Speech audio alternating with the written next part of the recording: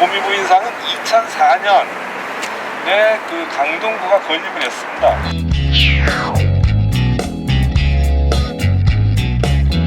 처음에는 여기에 있지 않았어요. 저쪽 천호동 주민센터 옆에 있는 천일공원에서 세웠다가 2009년도에 이게 뭐가 문제인지는 모르겠어요. 뭐 무게 때문에 이쪽으로 옮겼다 이렇게 기록이 돼 있어서 도미부인사라는 삼국사기 열전에 전하는 내용이에요. 거기에는 개루왕 이때 도미라고 하는 평민이 있었는데 간략하게만 그 요약해서 설명드리면 그 부인이 예뻤다고 해요. 그래서 그 도미를 데려다가 왕이 얘기하기는 아무리 너희가 부인이 정겨롭고 뭐 이렇다고 하더라도 밤에 은밀하게 얘기를 합니다.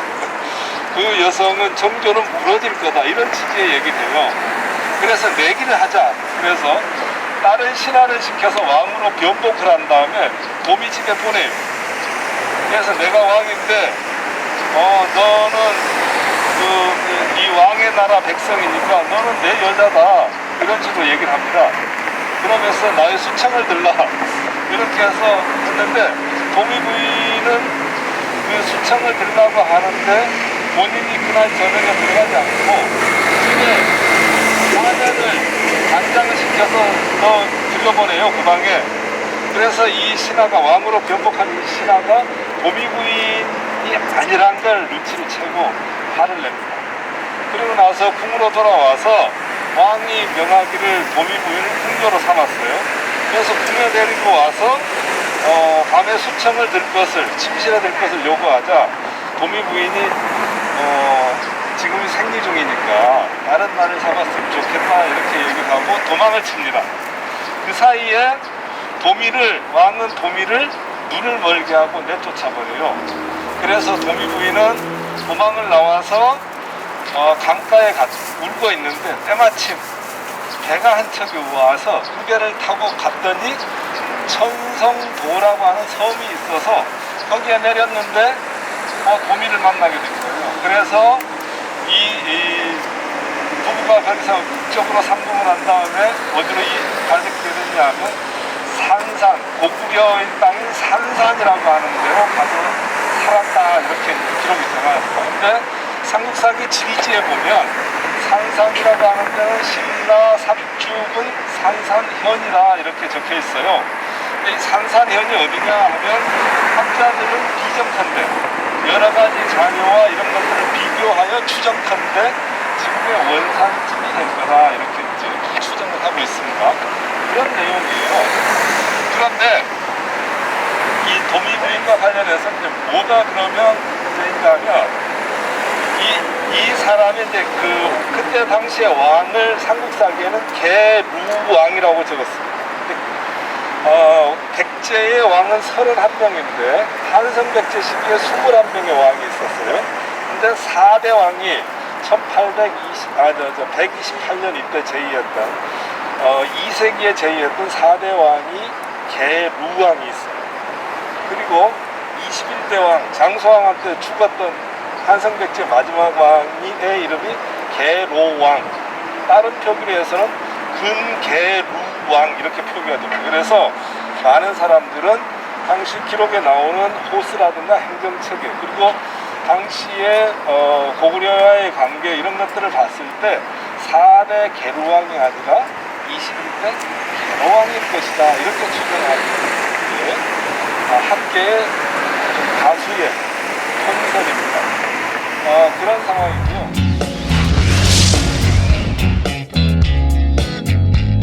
이 다리의 이름을 아시죠? 이 다리. 예, 강진교예요. 예, 강나루.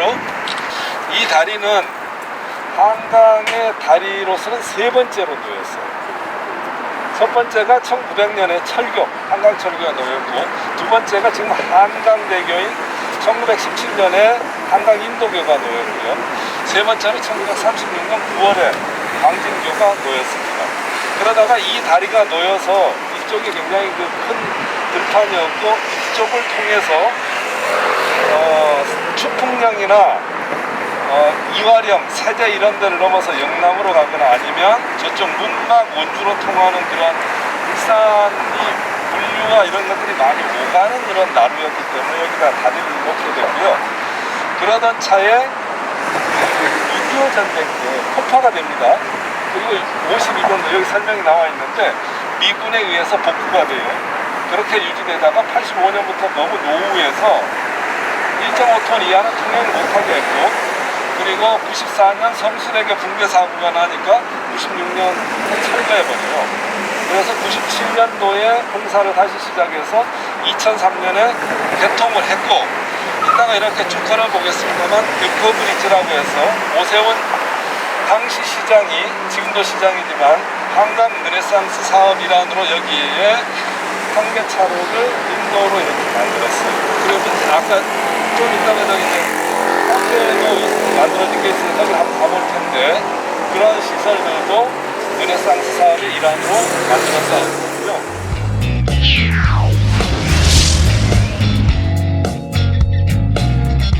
여기 이제 한국점자도서관이고요.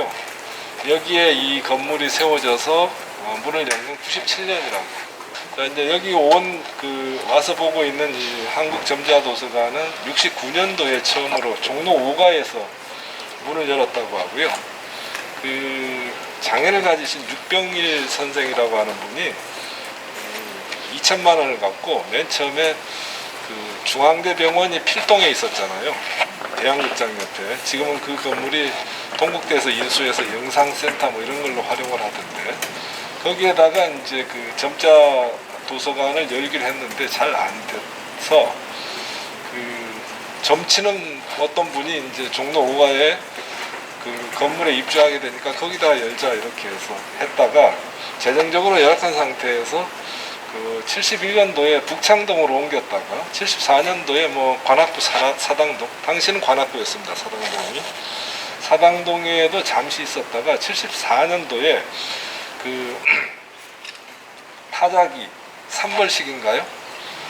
그걸 개발한 공병호 박사, 이분이 성내동에 그 공간을 쓰라고 해서 성내동으로 점자 도서관에 이전을 했다가 97년도에 이 건물을 신축해서 여기로 왔다고 합니다. 그래서 지하 1층부터 3층까지는 한국점자 도서관으로 사용을 하고 있고요. 79년도에 처음으로 그 문교부 인가를 받은 공식적인 도서관으로 그렇게 운영을 해오고 있다고 합니다. 이 건물의 토지는 서울시유지고요. 그리고 이 공간을 이렇게 점자 도서관으로 사용하고 있는 것으로.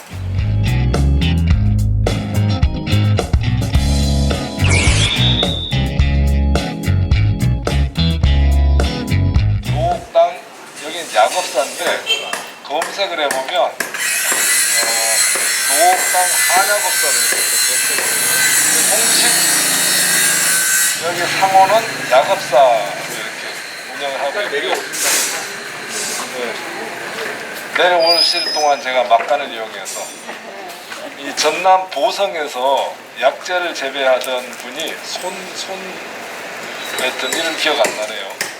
경동시장에 이걸 팔고 이러다가 75년경에 동서울 이쪽에 이제 천호동 이 근처에 그 친척들이 살았대요. 그래서 여기 자리 잡고 약업사를 개설해서 이 건물은 86년도에 완공을 해서 이쪽으로 이주를 했다고 합니다.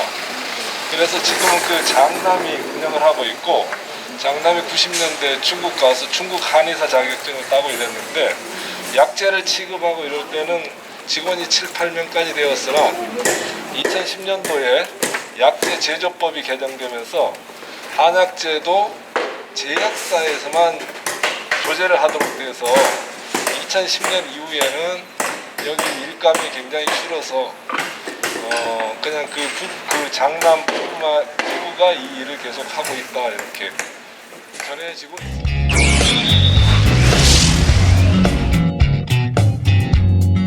여기 동명대장간은 서울에 몇 남지 않은 수색에 가면 있고 동대문에 있다고 하셨죠. 여기 있고 뭐 한 서너 군데밖에 없는 것 같아요. 서울시 자료에 따르면 1930년대 동명대장간은 강원도 철원에서 개업을 해서 시작을 했다고 합니다. 그러다가 한국전쟁 뒤에 철원에서 하시던 분이 지금 여기 천호동으로 와서 50년대 대장간 문을 열었고요. 그래서 개업하셨던 분들은 작고를 하셨고 그 아드님이 운영하고 있고 그 손자가 이제 또 이걸 물려받아서 운영하려고 이렇게 준비 중이라고 하고요. 그래서 강남권에서는 대장간은 이게 유일하다고 합니다. 그래서 그런 의미를 갖고 있어서 서울 미래유산으로 지정을 했고 전통 방식으로 지금도 이런 각종 농기구라든가 이런 걸 제조를 하고 있다고 하는데 다만 다른 걸 보니까 옛날에는 풀무지를 했잖아요. 숯을 이렇게 떼서 그랬는데 지금은 하는 걸 봤더니 지난번에 사전답사를 와서 제가 보니까 가스블록 그 쇠를 달궈서 두드리고 갈고 이렇게 해서 연장을 만드는 걸 이렇게 봤습니다.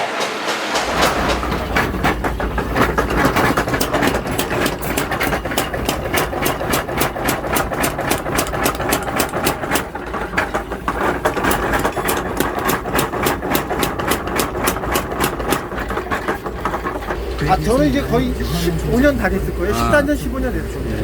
네, 일하신 아버님 분이, 거의 이제 80년 다 됐어요. 80년이요? 예. 50년 넘으셨죠. 예.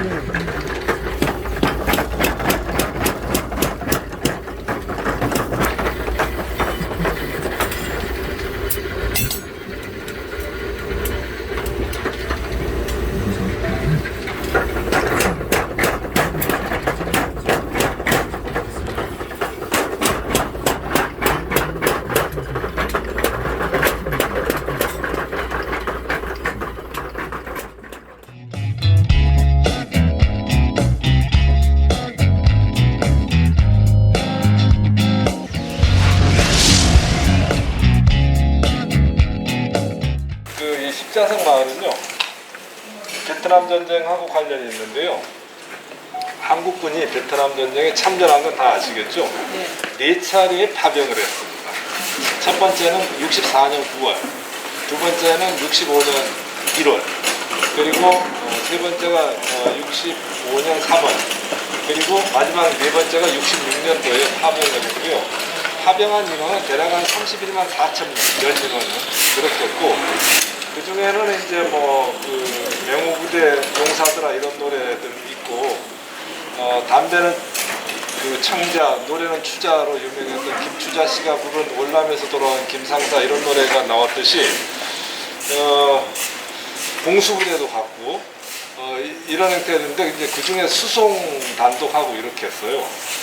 그런데 베트남 전쟁이 끝난 거는 73년 그 1월 달에 파리 협정이 미국 국무장관 키신저하고 그 베트남의 그 중앙이 그 서기였던 네둑토가 협상해서 파리 협상이 체결되어서 베트남 전쟁이 종전이 되는데 그 당시에 이제 두 사람이 노벨 평화상 수상자로 선정되었는데 여담이지만 네둑토는 베트남에는 평화가 오지 않았다 이래서 노벨 평화상을 거부했던 그런 사례도 있고 있는데요. 그래서 73년 2월부터 파병되었던 이런 사람들이 이제 본국으로 다 돌아옵니다.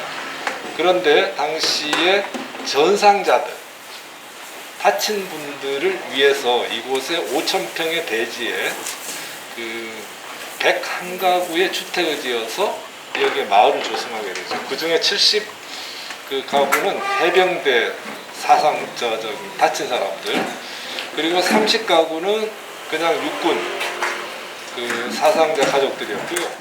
그리고 이제 한 가구는 유족 이렇게 해서 101가구였고 당시에 박정희 대통령이 1,040만 원을 하사금을 내고 이렇게 해서 여기에 이 회관을 짓고 마을을 조성했다고 합니다. 십자성 마을이라고 하는 이름은 어디에서 붙었을까 이렇게 찾아봤더니 서울시 저기에는 나오지 않고요.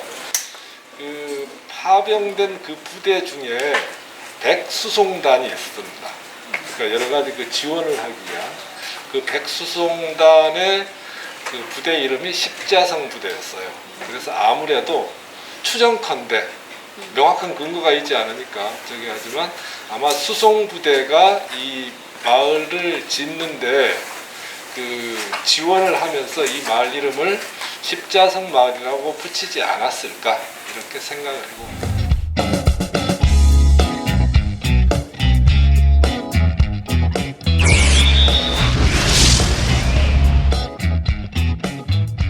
뒤에 보이는 동상은 아펜젤러 선교사 아펜젤러 선교사의 동상입니다. 아펜젤러 선교사는 이제 1858년에 미국 펜실베이니아에서 태어났고, 이분이 1885년 4월 달에 선교사로 그 조선 땅에 이제 첫 발을 디뎠다가 잠시 일본으로 다시 갔다가 6월 달에 다시 귀국했어요. 근데 그 사이에 이분이 먼저 왔는데 일본으로 가 있을 사이에 이제 그 메리 스크랜튼 선교사가 또 와요. 이화 학당을 설립한. 그래서 와서 이제 보구역관을 열고 병원과 이런 학생들을 가르치기 시작을 했고, 이분이 참 대단한 게 남편이 결혼을 하고 아이들을 두고 그 철강업을 하던 남편하고 결혼을 했다가 남편이 사별하고 난 다음에 53살, 우리 나이로는 54살이죠. 해외 선교사로 나이가 많다고 그렇게 하는데도 가겠다고 자임을 하고 조선으로 와서 조선에서 이제 이화 학당을 비롯한 이런 그 교육 운동과 선교 활동을 했던 분인데,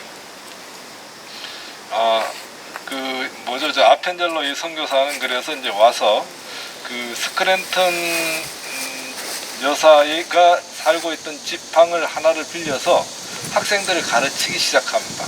그래서 그 학생들이 늘어나서 16명이 되자 학교를 세워요. 그게 1885년에 이제 그렇게 시작된 게 바로 배제학당입니다. 앞에 배제학당 그게 있죠. 그래서 그 배제학당을 세우게 되고, 이 배제학당은 현재 배제중학교, 여기 배제고등학교, 그리고 대전에 있는 배제대학교의 모태가 되는 이제 그런 학교입니다. 저기 앞에 이제 돌에 그 배제학당이라고 쓰여 있는데, 당시 명필이라고 하는 정학교라고 하는 사람이 이제 써서 내려 보냈다고 하는데, 여기서 퀴즈. 배제 무슨 뜻이겠습니까? 무슨 말의 줄임이겠습니까? 인재를 키우다, 배양하다. 그러니까요. 한자로 4글자. 그 뜻에 4글자. 너무 높게 평가하시는 거예요. 정답으로 인정하겠습니다. 책 듣다 드리시기 바라고요. 배제는 배양인재의 줄임말이에요. 배양인재. 인재를 배양한다. 네. 인재란 단어, 배양하는 다 쓰셨네. 의미는 같은데 이제 한자로. 그렇게 해서 그 학교가 우리 근대식 학교로는 최초로 만들어진 학교가 배제학당이다 이렇게 볼 수가 있고요. 그 배제학당이 원래 저는 정동에 있죠. 뭐 대부분 알 테니까 거기 있었고, 저 건물은 저쪽에 보시면은 저기 이제 그 아펜젤러 기념관인데, 저게 이제 미래유산 5번째 강동에 있는 미래유산입니다. 저 건물은 1923년에 세워졌고요. 지금 저기 정동에도 저와 똑같은 기념관 하나 있죠. 그리고 이게 이제 84년도에 배제고등학교는 강남 개발을 하기 시작하면서 고등학교를 이전하기 시작했는데요. 84년도에 이쪽 명일동 이쪽으로 이전을 해와서 여기에 자리 잡았고, 저 건물도 그때 같이 이전해 와서 최근까지 저 건물은 배제고 자연사 박물관으로 사용하다가 2018년에 아펜젤러 기념관으로 이렇게 리모델링을 해서 여기 박물관으로 사용되고 있고, 2018년도에 서울시 미래유산으로 지정이 되었습니다.